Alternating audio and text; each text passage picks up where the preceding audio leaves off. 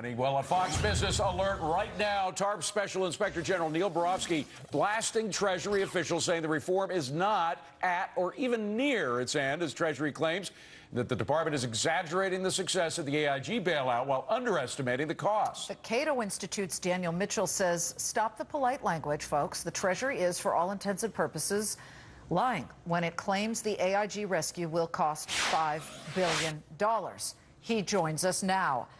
Those are strong words. You're saying that the Treasury Department is lying? If they have done some analysis and they feel that with everything that eventually comes back, we'll get $5 billion. It'll cost $5 billion. Why are you saying that that is not true?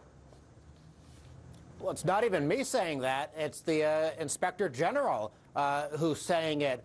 The Treasury Department, there's no doubt about it, was deliberately trying to mislead the American people, maybe because the administration wanted to try to spin TARP into a success. But when you use a very unusual set of assumptions to try to deliberately lowball what the net cost is of the AIG bailout, and you're doing it in a way that is completely different than all the previous methodology you've used, well, if it walks like a duck and it quacks like a duck, in my mind, it's a duck. Yeah, and Dan, you're right. I mean, they exaggerated about this. They exaggerated about GM paying off its debt, which, of course, it hasn't as long as the taxpayer owns 61% of GM.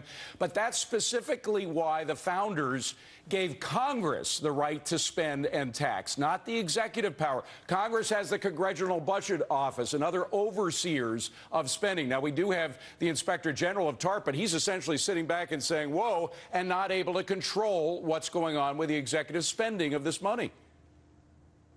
Let's not forget, though, that it's Congress's fault because Congress, back in 2008, in response to Bush and Paulson, basically passed the bailout legislation and gave Treasury a blank check. So I'm not making a partisan attack on Democrats today. I'm making a partisan attack on both parties for engaging in this high-level insider dealing between Wall Street and Washington and then trying to cover it up and not let the American taxpayer know the truth about what's happening. Well, I think that's an excellent point to be made, and this was the frustration that came, certainly on Fox Business when TARP was first floated, and Hank Paulson held up 3 measly pages and said, just give me full control of this and don't worry about it. Meantime, what did we find?